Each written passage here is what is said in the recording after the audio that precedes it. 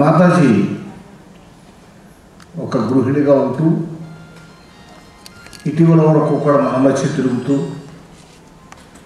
ప్రపంచంలో అనేక దేశాలు 125 దేశాల్లో మనం ఊహించాల్సిందే తప్ప మరొక రకంగా కొలబద్ద పెట్టి కొలవలేదు. అంతటి శక్తి సంపన్న కలిగినటువంటి మాతాజీ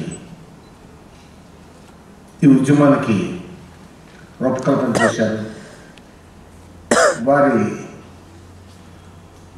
తరువాత కూడా ఈ ఉద్యమాన్ని కొనసాగించేదానికి మేధావులైనటువంటి వారు, విజ్ఞానవంతులైనటువంటి వారు దేశంలో ఇతర దేశాల్లో కూడా శ్రమిస్తూ ఉన్నారు. తప్పనిసరిగా వారి శ్రమ ఫలించాలని మనసారా కోరుకుంటూ ఉన్నాం. చెడుని దూరం చేసుకోవాలి. నాకు తెలిసినంత వరకు ఏ మతం కూడా హింసను కానీ, దోపిడీని కానీ, మరొకరి శ్రమని మనం దోచుకోవటంలో కానీ ఏ మతం ప్రవచించదు. అన్ని మతాలు కూడా మంచిని పెంపొందించండి, మంచిగా ఉండండి, మంచి ఆలోచన చేయండి, తోటివారికి తోడ్పడండి అనే సూక్తులు చెబుతూ ఉంటారు. కానీ వింటూ ఉంటాం, సమయం దొరికినప్పుడు చదువుకుంటూ ఉంటాం. కానీ ఆచరణలో వాటితో నిమిత్తం లేకుండానే చాలామంది మన వ్యవహార శైలిని రూపొందించుకుంటాం. అలా కాకుండా సర్వ మతాలు సూచించిన సూక్తులు కానీ, ఇలాంటి మాతాజీ లాంటి పూజనీయులు మనకు ప్రవచించినటువంటి విధానాలు కానీ, ప్రక్రియలు కానీ జీవితంలో అమలు చేసేదానికి ప్రయత్నం చేస్తే మనం కొంచెం ఉన్నతికి చేరుకునేదానికి అవకాశం ఉంటుంది. తోటివారికి కూడా మనం బోధ ద్వారా కాకుండా మనం ఆచరించే కార్యక్రమాల ద్వారా వారిలో కూడా ప్రేరణ కల్పించేదానికి ఆస్కారం ఉంటుంది అని మాత్రం మనం చేస్తూ ఈనాటి కార్యక్రమానికి రావటం అంటే నేను ఉపన్యాసం చేయడానికి నాకేం తెలిసి కాదు. తెలిసిన పెద్దలు మాట్లాడుతూ ఉంటే కొంతమేరకైనా అర్థం చేసుకున్నాం, అర్థం చేసుకునే ప్రయత్నం చేద్దాం అనే ఉద్దేశంతో వచ్చాను. ఈనాటి కార్యక్రమంలో మీ అందరితో పాటుగా నేను కూడా పాల్గొనే అవకాశం కలిగినందుకు నిర్వాహకులకు అందరికీ ధన్యవాదాలు చెప్తూ సెలవు తీసుకుంటాను.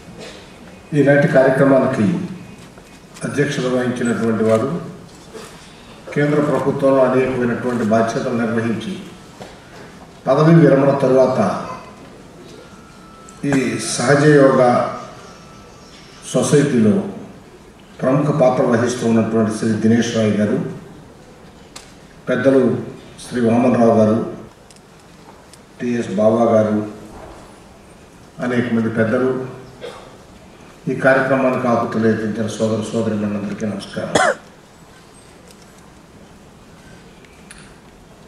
మీ అందరితో పాటుగా నేను కూడా ఇప్పుడు శ్రీ వెంకటేశం గారు కొన్ని ప్రాథమికమైనటువంటి చిన్న చిన్న ప్రక్రియలు మనకు చెప్పేదానికి ప్రయత్నం చేశారు. నాకేమి సహజయోగం కానీ లేకపోతే ఈ ఆధ్యాత్మిక వ్యవహారాల గురించి కానీ లోతుగా తెలిసిన వాడిని కాదు. ఒక సాధారణమైనటువంటి పౌరుడిని. బహుశా నేను అనుకోవటం నాలాంటి వరకు ఒక్క రోజులో ఇది అవగతం అయ్యేటువంటి విషయం కూడా కాదు. కానీ ఒక్క విశ్వాసం మాత్రం నాకు ప్రబలమైనటువంటి విశ్వాసం ఉంది.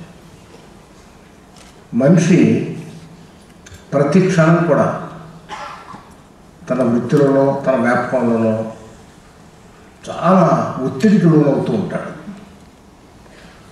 ఆ ఒత్తిడిని దూరం చేసుకోగలిగితే మన ఆరోగ్యం డాక్టర్ దగ్గరికి వెళ్ళవలసిన పని లేకుండా, లేదు న్యాచురోపతి వైద్యానికి వెళ్ళవలసిన పని లేకుండా, అటు ఇటు పరుగులు తీసి ఖర్చు పెట్టుకోవాల్సిన అవసరం లేకుండానే కొంతమేర కాపాడుకునేదానికి, మెరుగుపరుచుకునేదానికి ఆస్కారం ఉంటుంది. దీనికి అనేకమైనటువంటి ప్రక్రియలు, యోగా కానివ్వండి, ధ్యానం కానివ్వండి, ఈ సహయోగం కానివ్వండి, ఇలాగ అనేకమైనటువంటి ప్రక్రియల ద్వారా మనకున్నటువంటి మానసికమైన ఒత్తిడిని తగ్గించుకునేదానికి, ఒత్తిడిని దూరం చేసుకునేదానికి అనేకమైనటువంటి విధానాలని